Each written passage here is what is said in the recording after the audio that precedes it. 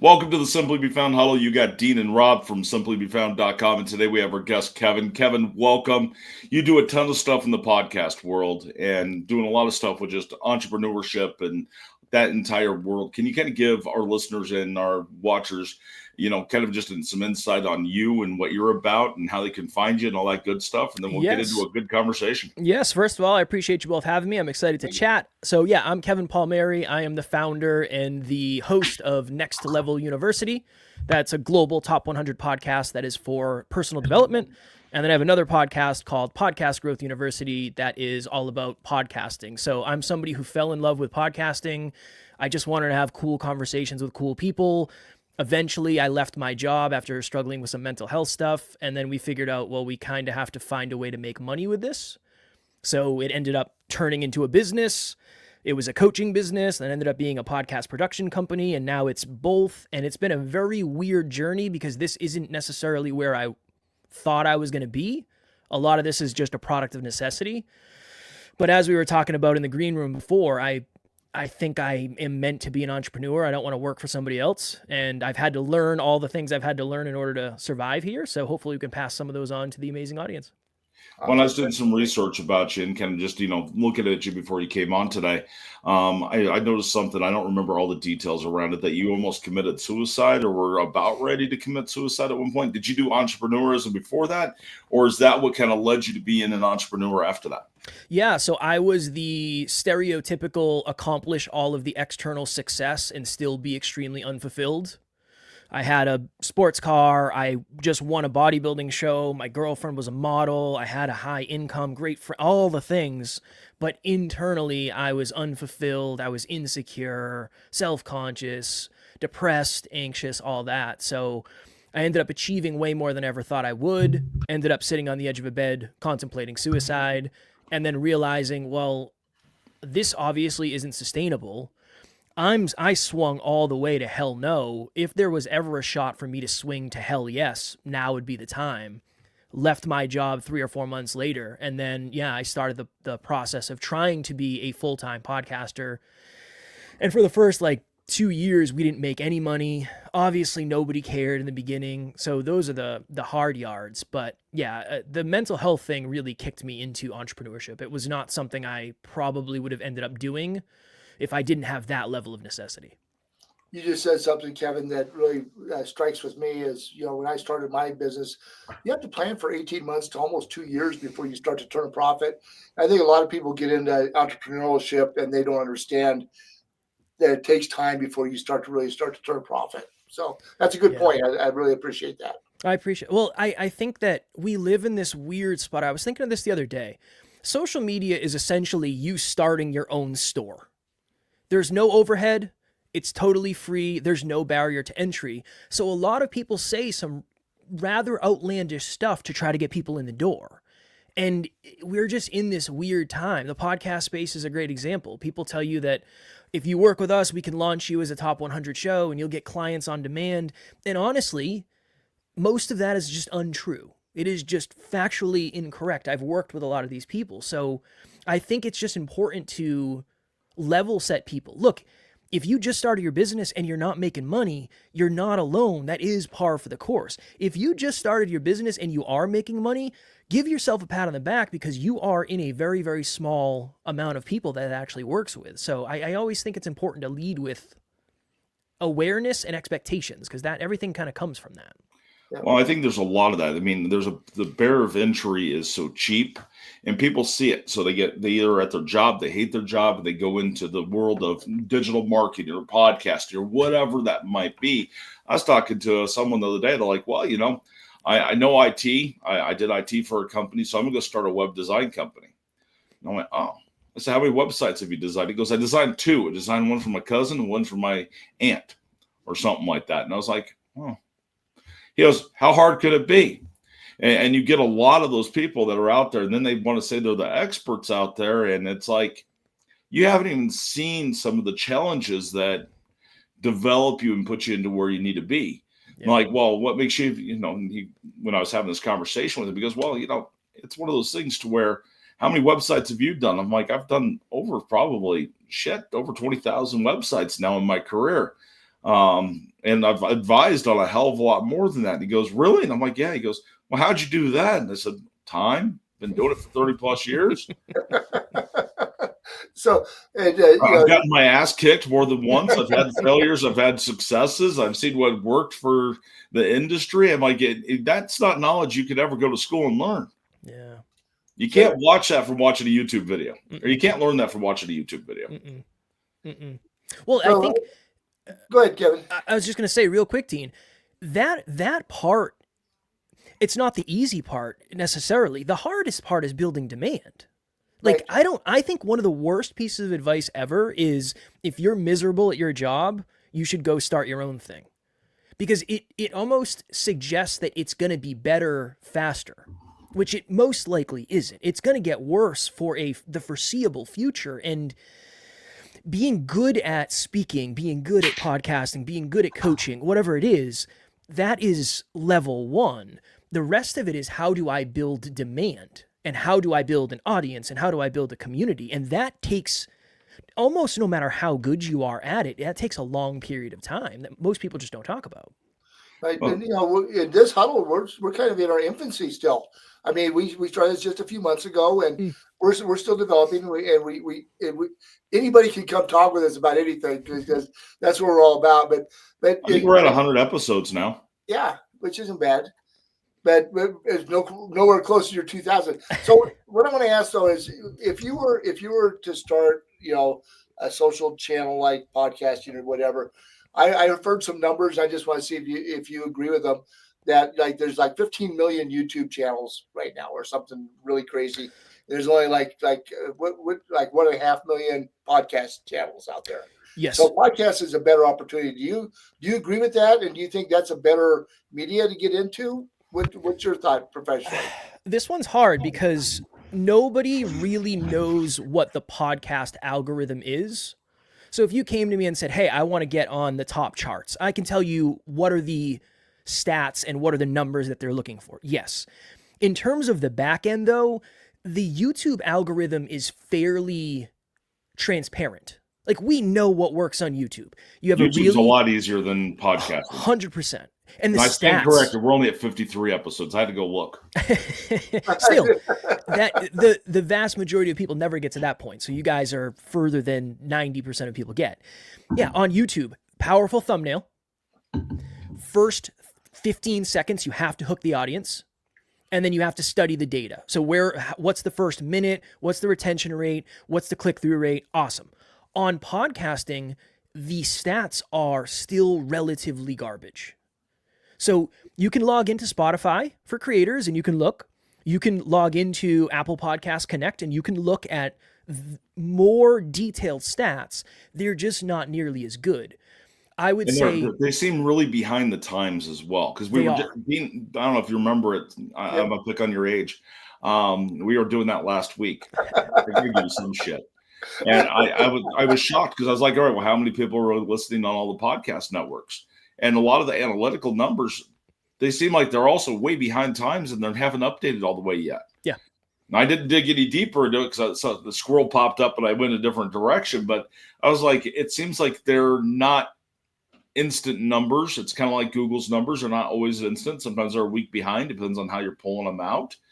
Sometimes they could be 30 days behind. So do you find that those numbers inside of the podcast networks are the same way? I'm kind of curious. Sorry. Yeah, 100%. The podcast number, like, if you're going to look at numbers, I would look at listens. And then what I did was I created, and again, it's not as serious as it sounds, but I created an algorithm where essentially it will categorize all your episodes and it will compare, let's say, episode number 5 to episode number 4, 6, 7, 8, 9, 10, and we'll figure out which one of those is the most highly performing. And then all we have to do is figure out, okay, is it highly performing because of the title? Is it the guest? Is it something that a lot of people are searching for? Okay, cool. Oh, every time we use the word vulnerability, we get more listens. All right, let's test that. Cool. I think YouTube is easier to back into with the strategy, where podcasting, there's a lot of shooting, measuring, and then reflecting, and then shooting, measuring, and reflecting. So Obviously, the hardest part on YouTube is you got to show your face for the most part. And that opens video editing and that makes it a little bit harder. So I think podcasting is easier to start. I think YouTube is probably easier to win because you can just optimize for video and then repurpose for audio. So there's no downside. My thought, and I've been saying this to clients a lot because I've been working with a lot of big YouTubers lately. Let's just do what's working on YouTube on the audio. I have to imagine that the audio algorithm is very similar to YouTube's. Let's do that. Obviously, there's no thumbnail, but the first 30 seconds is super valuable. We got to get people to listen throughout. So let's test that. And the stats so far have been pretty good.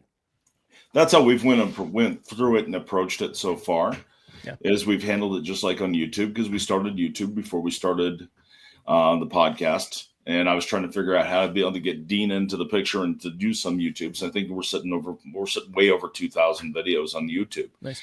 That's one of those things to where YouTube is our bread and butter for a lot of that. And I look at the podcasting world as kind of being secondary, but I also look at when you do podcasting, video marketing, any of those types of marketing pieces, you are planting seeds. Mm-hmm. Or starting new. If you look at our tree analogy, which I don't know if you've watched any of our tree analogy stuff, where you have the organic matter on the bottom, which is all your listings, your trunk is your website, and the branches on the top. You might be starting some new branches up there. You have a podcast branch, and underneath that, you have all your podcasts. Well, and you have all your video marketing. Well, all of that ends up connecting together.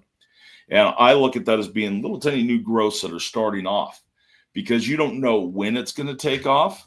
You don't know what's going to set off for you to go viral. It's no different than when you put a video out, or a social media really doesn't fit into that picture because it's so in the face now. Yeah. But for video marketing, when you're talking YouTube, when you're talking podcasts, or any of those aspects, it's about letting it sit there, because you might have one sit there for 6 months that got 3 views on it. And then all of a sudden it has 250, 300 views. Or it has thousands of views, and you have absolutely no idea what the hell just made it take off. Yeah, that happened to us recently. We had an episode, and this was on Spotify audio. We had an episode that was something along the lines of "detached from the outcome?" ? Like, that was the title. I wanted to talk about what do people mean when they say detached from the outcome. Like, let's have a conversation about that. Evidently, either a very big show did an episode with a similar title, I don't know, but there was a ton of search traffic. So it went from having 500 listens to like 6,000 listens essentially overnight. It was just because it got searched for. People were for some reason searching that specific thing, right? So that's the other thing that I think it's easy to lose sight of with a long tail. Everybody, all of these platforms are optimizing more and more and more and more for SEO. YouTube's doing it. The podcast apps haven't done a great job, but Spotify is coming for YouTube. Spotify is making a run and a push for YouTube. Will they get there? I don't know. Well, YouTube's doing their whole piece on the podcast piece. That's going to be huge. They have a huge announcement that I feel coming from what I'm seeing just from everything I watch inside of the SEO world. Mm-hmm. I think they're going to try to come and knock out and be the biggest podcasting app out there. It wouldn't surprise me. I mean, they've been rolling out their little podcast tab and they're doing it. So it wouldn't surprise me. I think the hard part about that is the behavior on YouTube is different. It is 100%. Right? YouTube is a primary. If you're watching YouTube, you're most likely, not always, but most likely watching it. If you're listening to a podcast, you're habit stacking. You're doing the dishes, you're doing the laundry, whatever it is. So I do think that's something. It's a potential resistance for anybody who's going to try to come take over with video. I do that inside of YouTube all the time. I just don't look at the screen. Same.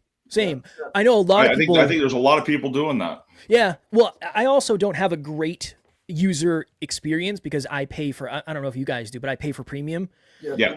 If there were ads, I feel like that would break it's like, oh, okay, I'm 10 feet away from the TV. Now I have to run over and skip the ad. Would that affect it? I don't know. Maybe. Right? Maybe. I mean, I never thought about that, but yeah, I mean, I pay for the premium as well. Dean has it, but I don't think he's. I don't use it all the time. I don't think he's used it. But the reason why I don't, I like to see what kind of conversation. algorithms are bringing the ads to different videos too. I like to see who's advertising out there a little bit. So Yeah. But I when I don't want to be interrupted, Rob, I do use the premium. Oh, So okay. Nice. Makes sense. Well, the other thing about YouTube is it's easier. There's built-in monetization, right? I mean, so with podcasting, yeah, there kind of sort of is, but it's not the same. YouTube makes it really easy. I upload videos for some of our clients. You click the Monetize tab, it puts in the spots where the ads are going to go based on the algorithm. So it's just a little bit easier. I think the barrier to entry is a little bit lower to monetize. Is it going to be life-changing money? No, not necessarily, but it's a good start for a creator. Well, and it depends on what kind of creator you are. Yes. right. I mean, being the B2B space like we are, it's been hell to try to get over to the monetized piece because you don't have that much watch hours. Yeah. Yeah. I mean, it's totally different than if I was, Mr. Beast, or if I had the following at the very beginning, like Gary Vee had. I mean, and if I would have pulled my head out of my ass and listened to everything that I was supposed to listen to at the very beginning, I mean, I'd probably be at a different spot, and we might even be having this conversation right now. But I mean, it's one of those things to where you have to know where your audience is and where they are. Yes. Always. So, Kevin, you were talking about monetizing, and I'm going to go down the road of sponsors a little bit. Get somebody that might want to sponsor your podcast. I've seen some limitations from sponsors where they don't want you to talk about certain topics. Do you recommend? I mean, if somebody was starting a podcast, they want to try to monetize a little bit. Do you recommend trying to get sponsors, or do you find that limiting, or have you been down that road much? No, so we have been offered, and I've never taken $1, nor will I ever take $1 for sponsorship. To your point, I don't want anybody's hand in my cookie jar. Exactly. I want to, let me run this episode. No, I'm not running my episodes before in front of everybody. We're going to do what we want. We're going to talk about what we want. I think that oftentimes getting ads or getting sponsorships or affiliates, hypothetically, for a lot of people, it ends up being the reason to stop pushing for actual monetization. It feels good to make a little bit of money, but it never ends up getting into the amount of money that people want. So if we were to run numbers, most people, if they're going to pay you based on listens, they're going to pay you anywhere between $25 to $50 per 1,000 downloads for your podcast. If you're getting 1,000 downloads a month, which isn't terrible. I mean, that's not a terrible number. You're getting $50. Right. It's not worth it. I don't think so. So when I was a guest, I was doing a lot of guest spots for us out there. I had multiple guests tell me I can't have you on the show because you go against Google. You don't believe Google's the number one all end all be all, or my sponsor says that you can't come onto our show. We had some of our biggest competitors start going out and talking to hosts and getting us blocked. Interesting. Which I thought was an interesting kind of play. I've never experienced that, luckily, but it doesn't surprise me. I mean, it doesn't surprise me, but I think what you guys are doing, the way you're doing it, the podcast that I have worked with, so I have a client, she's built a name for herself, and she has awards that literally say she's the best in the world at what she does. I did not do that for her. That was her. But she got clients her first week of launching the show. One, she literally goes on, she does a solo episode and helps people solve their problems. So if I'm going to do an episode, it's going to be 5 ways about blank. I can help you solve the problem in these 5 ways. And then you get to the end and you have a really powerful call to action. And you say, hey, if this episode resonated with you, but you feel like you need a little bit of a deeper dive, I actually have blank. Book, course coming up, free breakthrough call, whatever it is. I think the best way to monetize your podcast is to become a thought leader and solve problems, and then have a call to action where you can solve problems in a more specific, valuable way. I think, Dean, to answer your question fully, I think when people are dependent upon monetization through ads or sponsorships, they usually die long before they get the audience to make meaningful money. So if we think about it, we've made more sense, but I talk about this in one of our programs. We made $1 million in our business. And we had 1 million listens. If we had 1 million listens and we were getting paid $50 per 1,000, we would have only made $50,000. Right. Yeah. We made 1 million. That's because we didn't do what everybody else is doing. We didn't rely upon ads. Now, could we have done both? Yeah, but I'd rather run an ad for my company. I'd rather you guys run an ad for your company than somebody else's. The ROI is just higher. Now, I definitely agree with that. so you just said run your own ads. We try to keep it fairly neutral. We try not to talk about our products. Do you find that detrimental? I guess it's kind of, let's just kind of use us as the poster child on this, kind of thing. Is that something you shouldn't do? I think it's worth doing. If we look at some of the biggest podcasts in the world, they have 3 to 5 minutes of ads at the beginning of their show. And a lot of times they're just random stuff that's just the people that lined up to give them money. If you guys are really adding value and you're really helping your audience solve problems, I think it is a privilege to be able to talk about how you can help them at a deeper level. So no, as long as it's not spammy, as long as you're not doing 10 minutes of, oh, come to this. No, I think you add value, and then you can ask, hey, we have a Facebook group. If you're looking for aligned people that might have answers to questions that you don't know you have yet, cool, join. Hey, we have an email list, whatever it is. Yeah, I think it's like that in any business. But add value first. There's a reason you don't tip before the meal. You tip at the end. There's a reason for that. Well, and I mean, it's what we did is we took the approach I was using in 2008. I used to go rent the library out, and I'd invite all these business owners to come into the library, and we'd talk about how to get them on Facebook. And that was a huge piece back in 2008. Facebook was relatively new, and we'd bring them all in there, and then I would talk to them. I wasn't allowed to sell them inside the library. That was the agreement. So, but unless they asked, well, somebody's going to ask. It's kind of like the screen that we're on right now. I mean, our simplybefound.com logos, or our website is on here, 1, 2, 3, 4 times. Mm-hmm. I mean, but it's not 100% in your face, in my opinion. And the whole reason is because it might not be what you want. We might not be a good fit. We can't always be, the right solution for you, but hopefully we brought you some value. Yeah. Well, and I think the other thing too is having one of the hardest things for me is I'll work with a podcaster who, when I start working with them, they say, I don't really care about making money. Like, cool. Awesome. Love that. And the way your podcast is set up. So as an example, I was working with a contractor who is a very, very successful contractor, owns his own construction company. He had a podcast that was about inspiration. Awesome. Love it. You don't want to make money, right? Nope, don't care at all. Awesome. Because it's not aligned. It would be really hard to make money. 3 weeks later, he says, you know what? I've been thinking about that monetization thing we were talking about. I'd like to start making money with my podcast. I'm going to coach contractors. I said, look, we have to rebrand the entire podcast. Right now, you're depending on a contractor tuning in and saying, I want some inspiration, listening to all of your stuff, and then getting to the end and saying, yeah, let me reach out to this person. So one of the reasons, going back, Dean, to the previous question, one of the reasons it's really hard for a lot of people to monetize is because they don't have the right audience from the beginning. If I'm going to start a podcast about podcasts, I have to know that the way I'm going to monetize is by working with podcasters. That's if we have a client who has a pet store, pet food, pet training. She knows a ton about cats and dogs.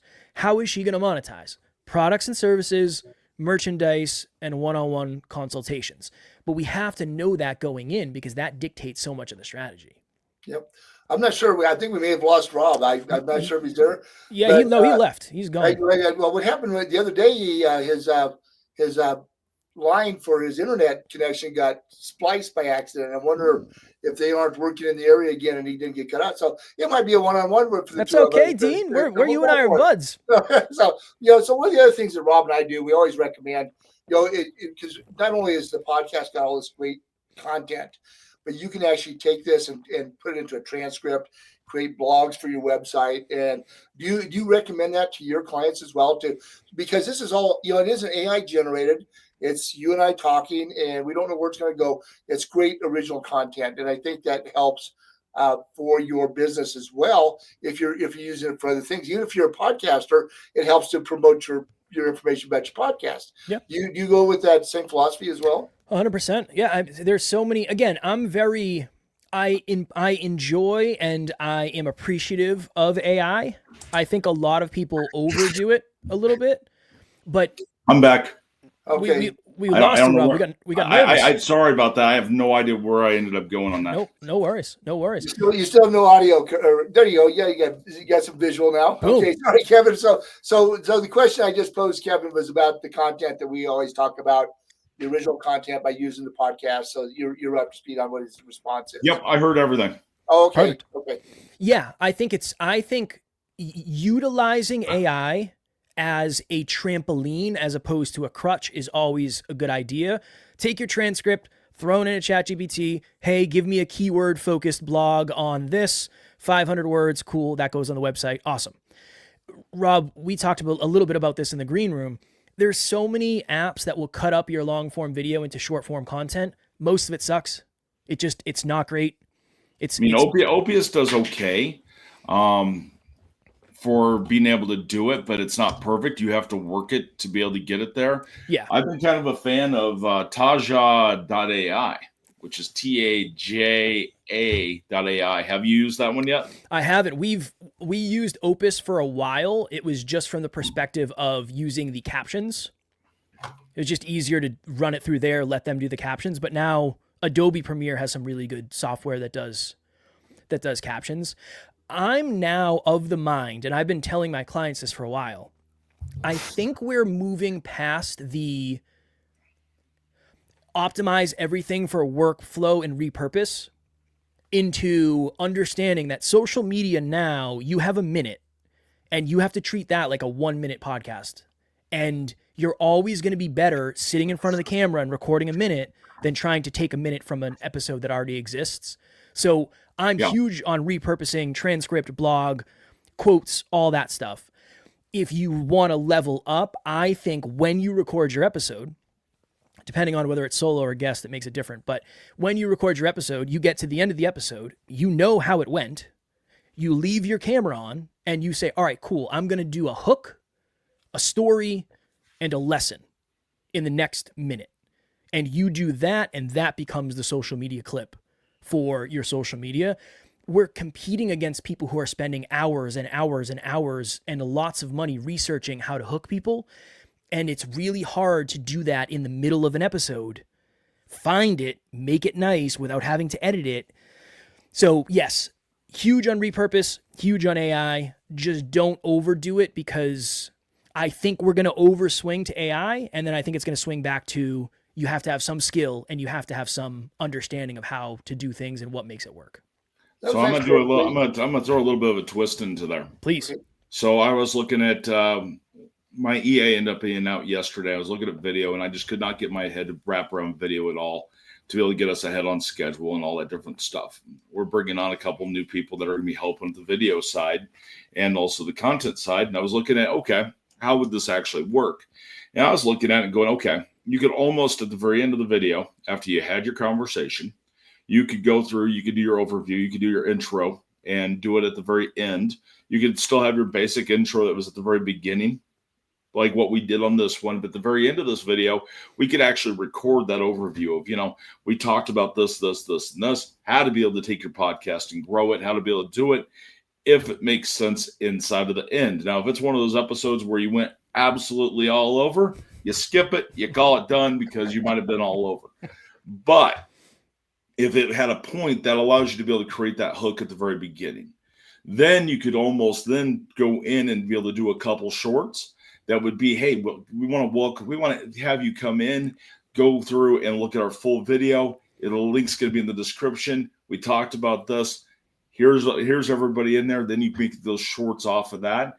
That would then bring value to be able to get more traction to that main video. Then it'll actually increase your watch time as well, especially when you're looking at the YouTube algorithm.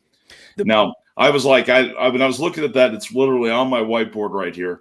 When I heard you say that, I'm like, it's almost identical to what I was looking at yesterday. Because I was like, it makes sense to cut it, and then you stay true to your name of staying raw, uncut, and everything in there, because everybody wants to feel real connection. Now, there's going to be different shorts that are going to be ones that would be great for using OPS and good clips, but you can almost post those in the middle of the night for someone who's just sitting there scrolling, and you might grab somebody's attention then. Yeah.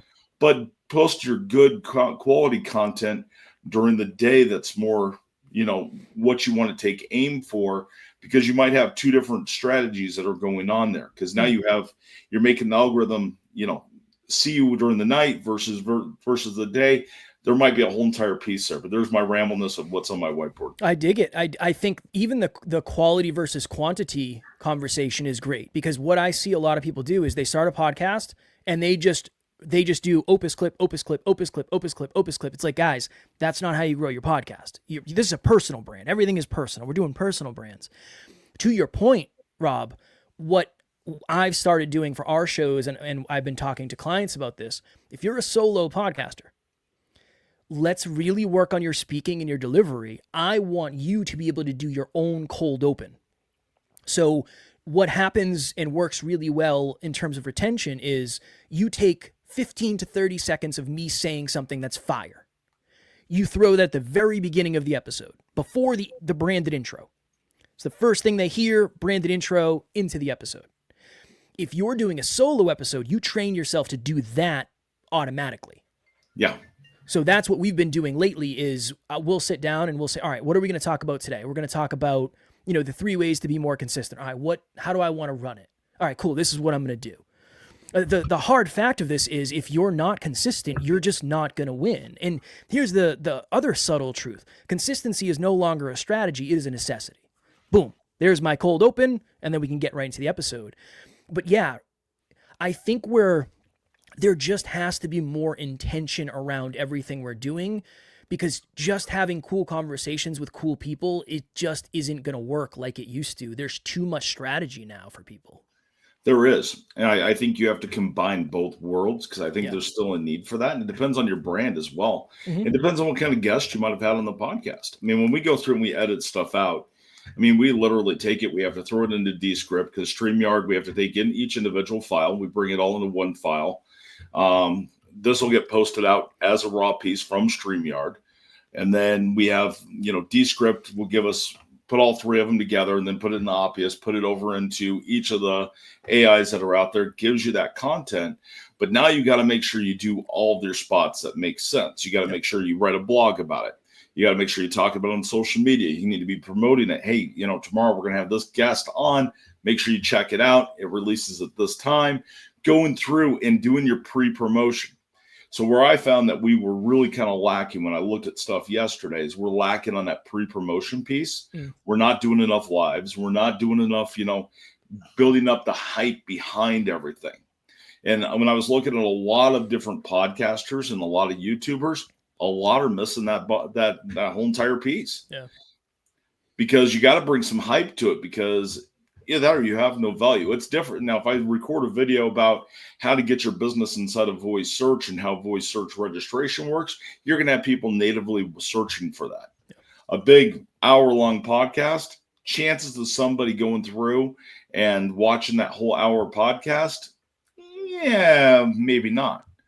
I also noticed when I was going through all the analytics and going through just every single piece of the video side, is there's also the opportunity, and I'd be really curious on your opinion on this, Kevin, is you could almost clip out 5 minutes, 3-minute videos, and then post those that are clips from that big podcast that would be more probably in alignment to what somebody would search for, on top of putting out the whole entire podcast.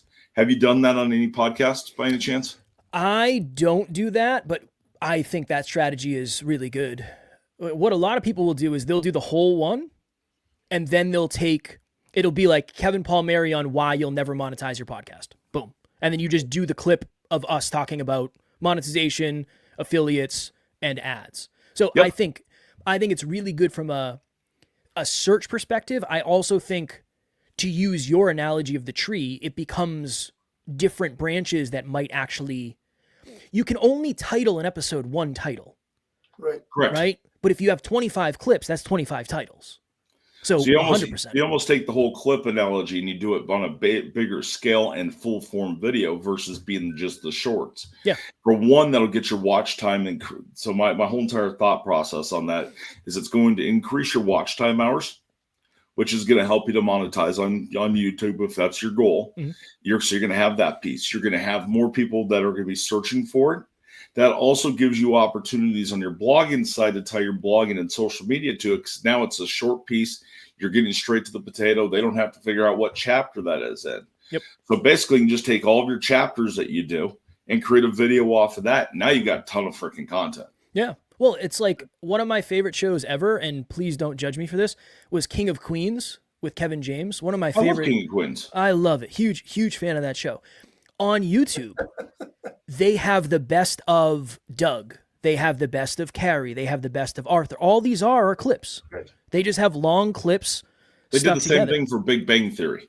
They should do it probably for every show because it's going to remind you. When I came across that on YouTube, I was like, I haven't watched the show in a minute. Let me go check it out. They hooked me. They won. They did exactly what they want to do. One thought on YouTube Shorts, and again, great. Take it with a grain of sand and do your thing. I have some pretty high level mentors who are very, very big in YouTube. YouTube Shorts are good for views. They're good for watch time. They're good for subscribers.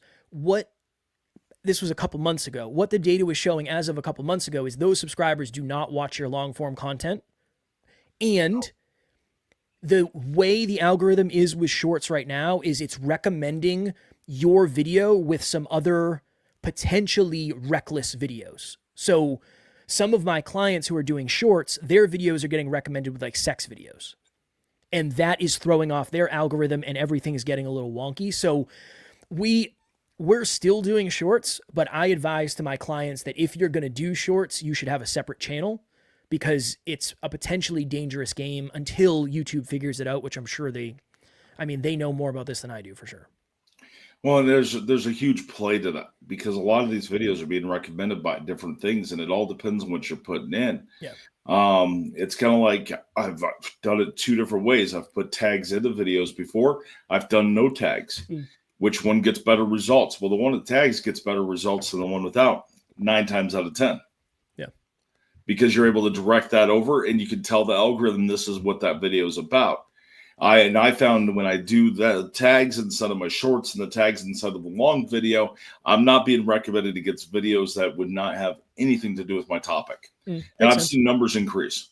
Good. Makes sense. It makes sense. Which I think is huge.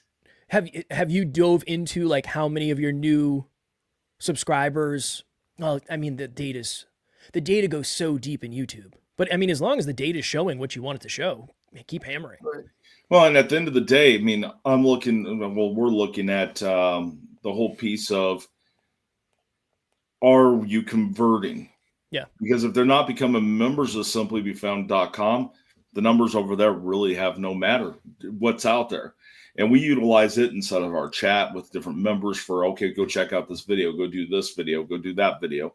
We do that all the time. Yeah. But it's one of those things to where if you're not converting and you're not getting sales from it, then it probably isn't working. I really don't care if I get 3 to 5 watches on a video.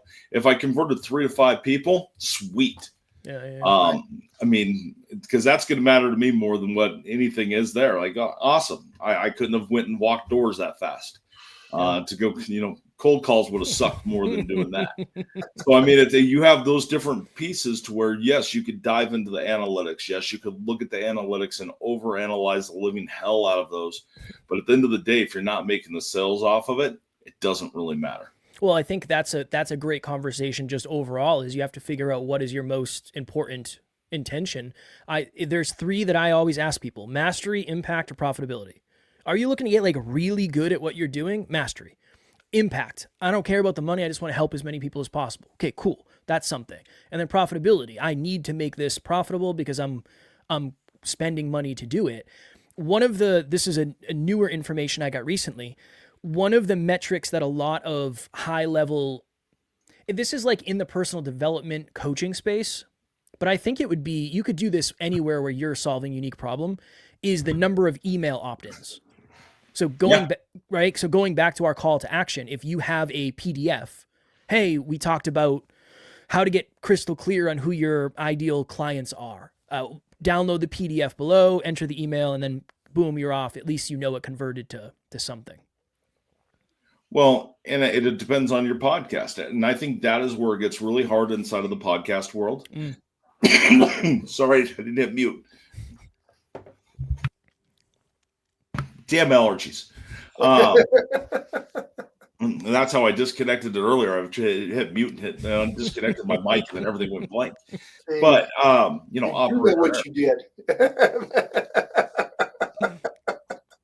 But I mean, it's one of those things. It's one of those things to where you have to go through and decide what it is, because I think that's really hard for the algorithms, because you might have a podcast person, all they care about is how many views they're getting. They need views to be able to sell their sponsorships. Yep. You get another person who is looking to be able to sell more products. You get another person who wants to sell memberships. This person over here wants to sell courses. This person just wants to be, you know, Mr. Beast and create these crazy videos that make all this money off of YouTube ads. It's so different for each of those. So it's hard to be able to aim and get themselves 100% inside of where they need to be. Yeah, it's a challenge. I think if you're purely, this is what I would say to most podcasters, if you're purely reliant upon the algorithm to help you win, you're probably in trouble. If the algorithm has to go in a certain way at a certain time at a certain frequency for you to win, you're not in full control. Right. And again, that's why if you want sponsors and ads, awesome. They dictate how much they pay you. That's a dangerous game. They can decide, you know what? Instead of 50 per 1,000, we're going to do 12. That seems good. It seems more sustainable for us. So yeah, anytime you're not in control, it's dangerous. Well, and I mean, it's going to differ to a small business owner that's a roofer that's doing it. Their entire goal is from that, and they shouldn't pay attention to the algorithm at all. Right. It should be, if it's working on their website, get those views, and if they happen to take off. I was talking to an irrigation guy the other day, and he used to do irrigation. He was doing irrigation videos of how to do it and design it, and he loved the design side, and he owned this irrigation company. Well, he found there's a whole entire niche of just doing the design work. So now he doesn't even do the irrigation installations anymore. He just designs the systems. Right.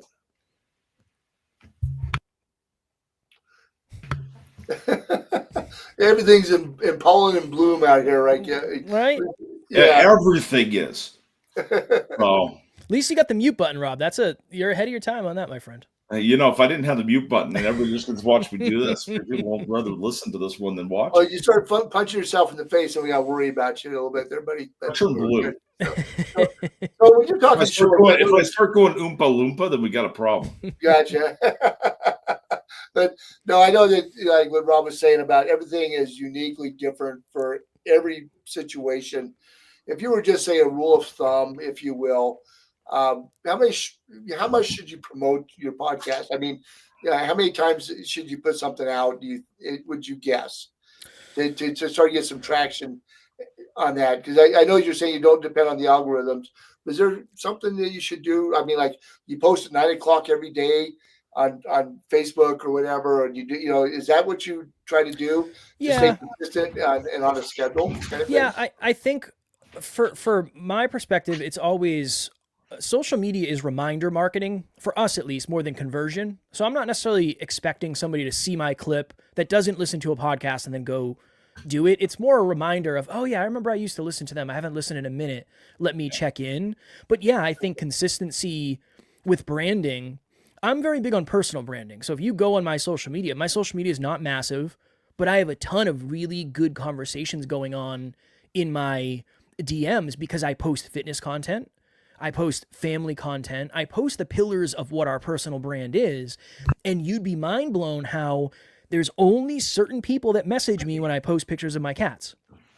There's only certain people that comment on my story when it's me in the gym flexing. That to me is a representation that I would never get that level of engagement from those people if it was just podcast stuff all the time. So I'm someone who suggests to people, you don't just promote the podcast by promoting the podcast. You promote it by the personal brand and by posting about you. Because at the end of the day, to Rob's point earlier, there has to be some level of connection, right? We want to connect with the audience long before they ever tune into our stuff. So yeah, consistently, we usually post 7 days a week. We've been messing up because there's been a lot of stuff going on behind the scenes, but ideally we post 7 times a week.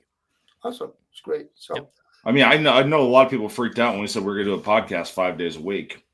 And I'm like, we'll probably go 7 days a week, and we post shorts every single day. I mean, yesterday we got the podcast in yesterday. We didn't do any shorts, but we didn't miss it. The algorithm didn't miss a beat, which I thought was kind of interesting. Yeah. But I mean, it's one of those things to where you have to be consistent of what time you post, in my opinion. The algorithm loves that. And it creates a schedule board, not just for the algorithm, but it creates a schedule for you. And it gives you that due date of this is the time I do it. Because if you don't tell yourself I'm going to do it, you'll drift off. You'll totally forget about it. You won't be consistent at all. Yes. Yes. So you try to create habits is what you're trying to say. Right. Yeah. Well, there's two D's when it comes to consistency. There's discipline and design. Yeah. Discipline is I need to do it and I'm going to do it. Design is I'm going to make it a little bit easier to do it. So my studio is always set up. I have lights on the ceiling. I flip one switch and everything turns on. The mic's always set up. The mixer's always here. I never have to break anything down or set it up. We would not have gotten to 2,000 episodes if I had to set this up every time. There's no way. So discipline catches us when design fails. And to Rob's point, design it. I mean, there's a ton of places you can schedule your stuff in Meta. You can schedule your stuff on a bunch of planners. Like there's a lot of ways to get ahead now, which makes it easier for sure. It does. Now, Kevin, if anybody, I know you have a hard stop. If anybody wants to find you, and look at all your companies and do everything, where would they find you at? I would say just go to nextleveluniverse.com. That is our website. That has everything we do. It encapsulates us fairly well. And if there's any questions that you have that I didn't answer or I raised based on our conversation, my email is kevin@nextleveluniverse.com. I'm happy to answer any question you have for free. I'm not going to tell you got to pay me. I want to add value. That's my goal at the end of the day. Awesome. Now, at the bottom of all your stuff, do you have buy me a cup of coffee? We were joking about that the other day. I do not. I'm all for it. If you want to do it, I'm all for it. Just for me, I got to figure out a way to buy myself a cup of coffee. That's my focus. I was like, well, sometimes when we're putting out that much value and stuff, we've joked about putting that at the bottom just to see how many people would do it. I think it's worth trying. We've just never, we're stubborn. We're weird. For some reason, we like making things harder on ourselves. So I don't, we do the same thing. Yeah. So I feel like that's why we get along. I think it's worth trying for people. It's just, I've seen almost no conversion in a meaningful way from most podcasters, unfortunately. I agree 100%. So I bet we might try it and see what happens. Try it. Thank you so much for coming on today. I really appreciate it. We'd love to have you back in the future. Done. If you ever want to. 100%. Right. Thanks, Kevin. Have a great day. Thank you, Dean.